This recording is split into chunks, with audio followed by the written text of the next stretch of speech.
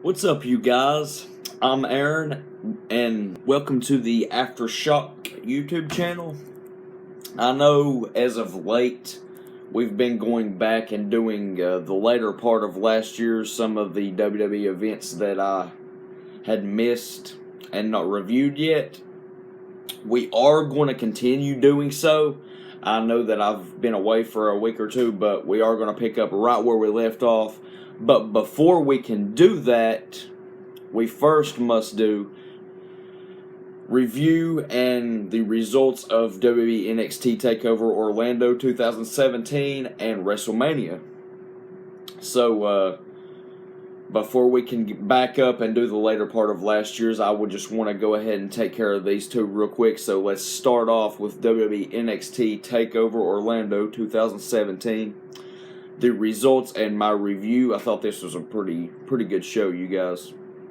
The first match on the card was Sanity, which is Eric Young, Alexander Wolf, Killian Dane, and Nikki Cross versus Ty Dillinger, Ruby Riott, Roderick Strong, and it was supposed to be No Way Jose. But earlier on in the day, No Way Jose got took out at the live events at the Access that they have. No Way Jose got took out, so Cassius Ohno comes out to a big surprise and a big pop as his replacement. I'm a big fan of Cassius Ohno / Chris Hero.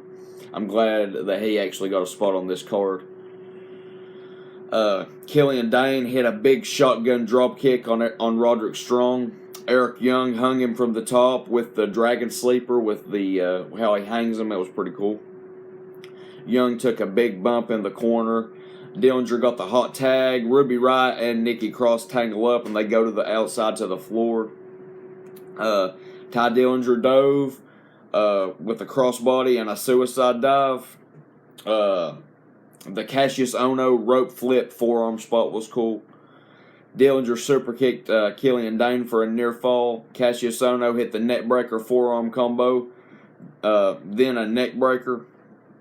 Roderick Strong hit the super kick. Ruby Riott hit the super drop kick to the floor for a nasty bump, nasty fall.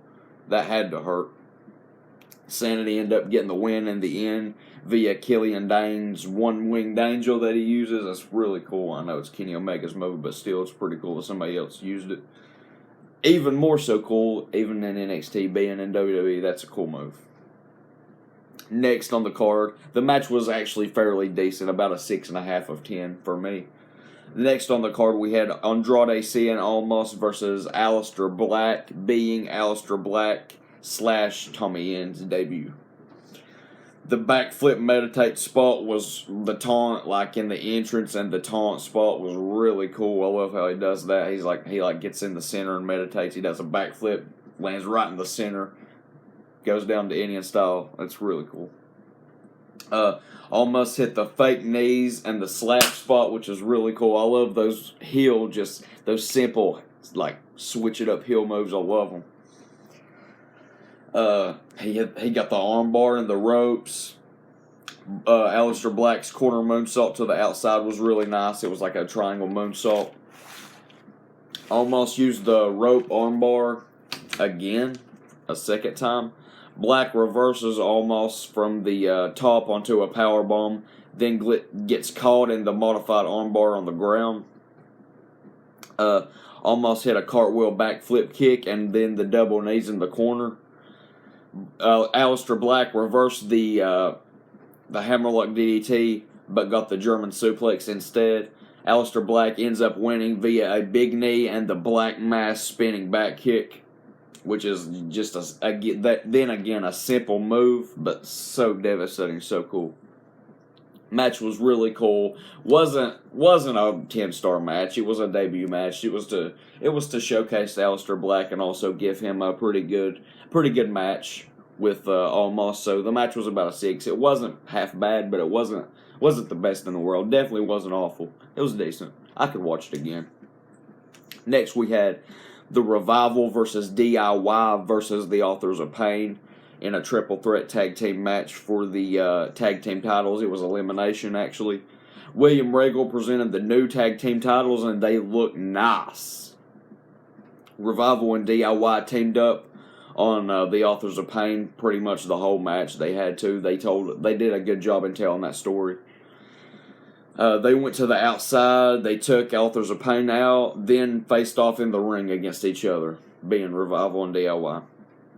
DIY dropped down to avoid Wilder's tag. DIY hit the super kick knee from the apron on Ankam. Authors of Pain caught a diving Gargano, threw him into a suicide diving Ciampa, which was crazy, then threw him into the Revival on the outside. The Authors of Pain hit the backbreaker stomp from the second rope on Gargano for a near fall. They're just nasty. I like them. I like the Authors of Pain, I'm not going to lie. Ankam had Gargano in the torture rack for a little while. Ciampa got the hot tag, hit a knee and a pair of Germans on Authors of Pain. That's become a new thing that Ciampa does. He hits the Germans on the big guys. He hit another big knee for a near fall. Ciampa sunset flip to the outside with the help of Gargano, and Revival was cool. Had to have the help of Gargano and Revival to powerbomb him through the powerbomb Razor through the table from the apron. It was really cool. Dawson and Gargano had the figure 4 crossface double submission on Ankam. Razor came back, pushed Dawson and Ciampa off to break it up. Dawson and Gargano hit the double knee super kick strike, which was really cool. Scott Dawson actually doing it. Dash Wilder and Johnny Gargano, they stopped fighting to dive out on Authors of Pain to take them out one last time. I love the teaming up story told here. They done a really good job, and actually WWE has done this since then quite a few times, and it's worked out each and every time. Dawson and Ciampa superplex to the outside onto the rest of the competitors was really cool. DIY was eliminated first via the last chapter of the Authors of Pain. The Authors of Pain hit the stomp combo again on Wilder. The fans chanted delete. Revival hit the powerbomb clothesline from the top. Fans chanted DIY after they got eliminated. Pretty upset about that, as I was as well. Ankam reversed the figure 4. Wilder broke up the last chapter. The Authors of Pain hit the double powerbomb. The fans chanted, "No one likes you," but I do. Not gonna lie. They hit the double Death Valley drivers onto the barricade.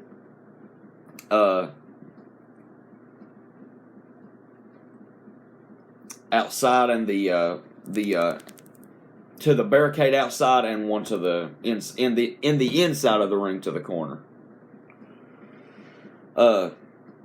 The Authors of Pain end up retaining via a Super Collider powerbomb, which is they powerbomb each other into each other, which is really cool.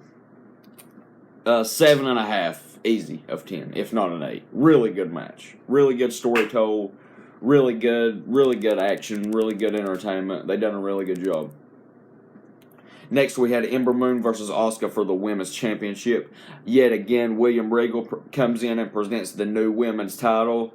It was really nice. It was kind of a little bit old school looking to me.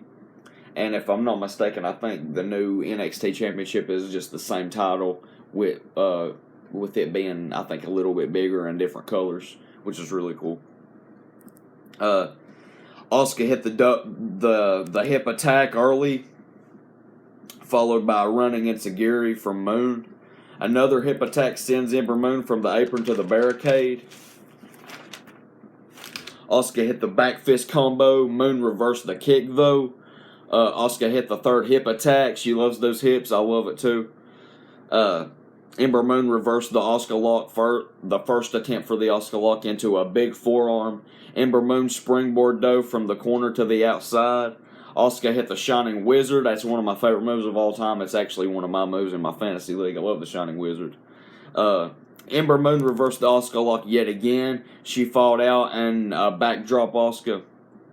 Ember Moon reversed the hip attack at the ropes, like when I think Ember Moon was on the apron and Asuka runs from inside the ring to do it in the ropes to knock her off. She reversed that.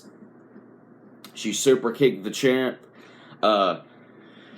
Ember Moon kicked up, hit another big forearm. Asuka reversed the springboard with a German from the second rope. Asuka threw the ref into the ropes at the end to knock Ember Moon off the top rope as she was about to go for the Eclipse Stunner. She threw the ref into the ropes. Asuka retains via the buzzsaw kick after she falls, signaling maybe Asuka's pretty much she's a heel. I mean, everyone still loves her, but everyone loves like that heel that is so good that you can't not love him, like a Kevin Owens. So I guess she's gonna beginning to be that sneaky type character, which she doesn't need to be, but it does give her a little bit of depth, which I like that. The match was a 7 of 10, really good match. Next we have Drew Galloway / McIntyre sitting in the crowd at ringside in the first row, which we later learned that night that he would sign with NXT, which is awesome because I love Drew Galloway. Next and finally, the main event of the evening for the NXT title, Shinsuke Nakamura versus Bobby Roode. The piano during Bobby Roode's entrance was cool. It reminded me of something, kinda, maybe. I don't know. William Regal again presents the new NXT title, similar to the women's title, just a different scheme, color scheme. I think it's a little bit more flashier, maybe. It's a little bit bigger. Nice looking titles. Shinsuke did the head rope taunt early. Roode reversed the good vibrations. Nakamura hit an enziguri after that. Nakamura hit the good vibrations, finally getting it. Nakamura took a big bump from the apron to the barricade. The fans were really into this match, which I always love it when the fans do what they're supposed to do. They got really into this match. Nakamura hit the rope drape corner knee. He hit the pair of apron knees. Bobby Roode reversed their first reverse exploder attempt and hit a big discus lariat. Bobby Roode reversed the first Kinshasa with a big chop block. Bobby Roode wrapped Nakamura's leg around the ring post a couple times. Roode locked on the figure 4. Nakamura ended up breaking the figure 4, reversing it into an armbar. I love Nakamura because he's so much MMA and submissions and jiu-jitsu is so much an intricate part of his moveset, and I love that. It adds an element of real to it. If you catch my drift, I love it. Nakamura missed the second rope drape corner knee. Bobby Roode reversed the roundhouse kick with a big backstabber for a near fall. Nakamura reversed the first glorious DDT with a knee and a face buster. Nakamura hit the sliding knee, the sliding Kinshasa. Roode went outside to avoid the original Kinshasa.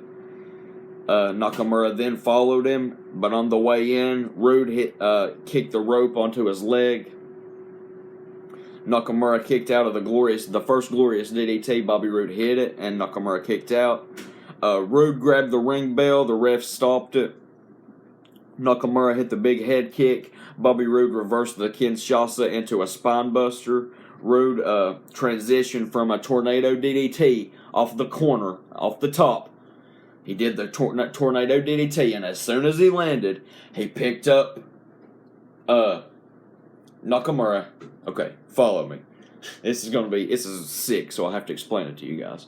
Jumped off the turnbuckle with the tornado DDT like original. Soon as Bobby Roode landed on his feet. Soon as he landed, he picked Nakamura up for the glorious DDT, which was awesome. I can't stress to you guys enough how much I loved that version of the glorious DDT. That was awesome. The super glorious DDT, I call it.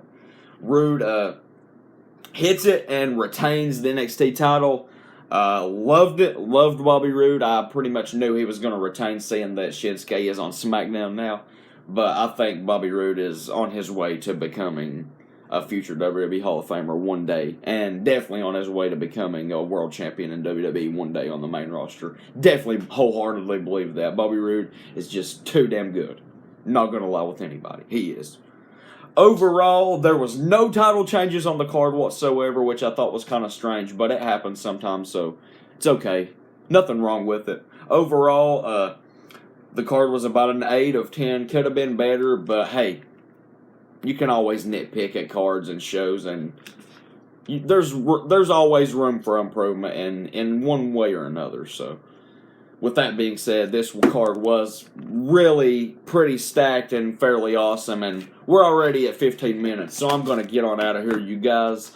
Tomorrow, be looking for the WrestleMania review. I know I'm kind of late, but I'm going to try to jam-pack it all into a week or two for you guys so we can get caught up here.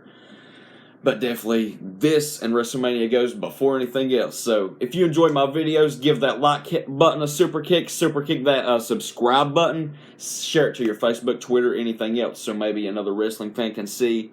There are some other videos besides wrestling on this channel. We've got some gameplays, we've got some other stuff, we've got some music covers, so be sure to check those out as well. They're all in their designated playlists. So just look for them, and we're going to get on out of here, you guys. I hope you guys have a nice day, and I hope you guys had an awesome 420 yesterday. Peace out.